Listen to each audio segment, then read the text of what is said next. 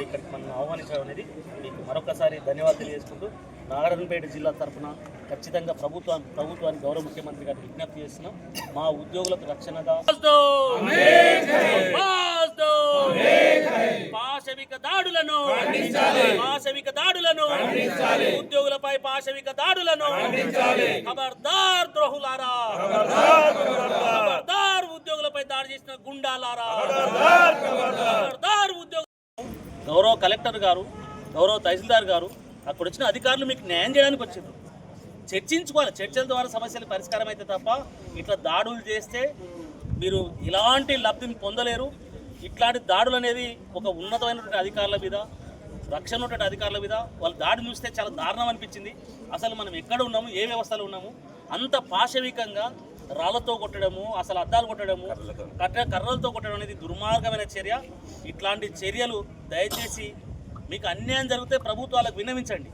ఎవరో ప్రేరేపిస్తే, వాళ్ళ అవకాశవాదులు ప్రేరేపిస్తే అట్లాంటివి ఏవి కూడా మీరు తీసుకోవద్దని చెప్పేసి, మీకు న్యాయం జరగదని చెప్పేసి, భవిష్యత్తులో ఖచ్చితంగా ఎవరైతే దాడి చేసినా వాళ్ళ మీద క్రిమినల్ చర్య తీసుకోవాల్సిందే. వాళ్ళని ఖచ్చితంగా ఏ కోణమైనా సరే, వాళ్ళకి ఏ కోణమైనా మేమంతా కూడా గౌరవ కలెక్టర్ గారికి, గౌరవ తహసీల్దార్ గారికి, అందరికీ ఉద్యోగుల ఫ్యామిలీగా మేమందరం కూడా వాళ్ళకి అండదండగా ఉంటాం, వాళ్ళతో కలిసి పనిచేస్తాం. మరొక్కసారి అందరికీ గౌరవ ముఖ్యమంత్రి గారి విజ్ఞప్తి చేస్తున్నాం సార్, మీరు ఇట్లాంటి దుర్మార్గుల పట్ల, అట్లా దాడి చేసే వ్యక్తుల పట్ల అప్రమత్తంగా ఉండి కొంత ప్రభుత్వం మీద రాళ్ళేసేటటువంటి బురదలేటువంటి ప్రయత్నం జరుగుతున్నది. ఉద్యోగులు మేము ప్రజలకు సంక్షేమ కార్యక్రమాలు, ప్రభుత్వం ఎన్ని కార్యక్రమాలు తీసుకున్నా అమలు చేసేవాళ్ళం మేము. ప్రభుత్వానికి తర్వాత ప్రజలకి మేము అనుసంధానకర్తలుగా పనిచేస్తాం. మీకు వచ్చే ప్రతి స్కీమ్ కూడా మేము ఉద్యోగులు ఇంప్లిమెంట్ చేయాల్సిందే, మా అధికారులు ఇంప్లిమెంట్ చేయాల్సిందే, మా ఉద్యోగులు పనిచేయాల్సిందే. మేము మీ కుటుంబ సభ్యులుగా భావించండి.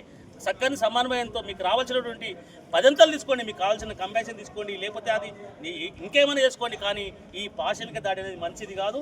దీన్ని ఖచ్చితంగా గౌరవ ముఖ్యమంత్రి గారు అట్లాంటి ఎవరైతే దాడులు చేసినారో వాళ్ళని ఖచ్చితంగా వెంటనే తక్షణమే క్రిమినల్ కేసు పెట్టి వాళ్ళని జైల్లో పెట్టకపోతే ఈ కార్యాచరణ ఉద్ధృతమవుతాం అని చెప్పేసి రాష్ట్ర ఉద్యోగులు మీరు ధైర్యంగా పనిచేయండి. మీకంతా కూడా మేము కుటుంబ సభ్యులుగా అందరం అండగా ఉంటాం.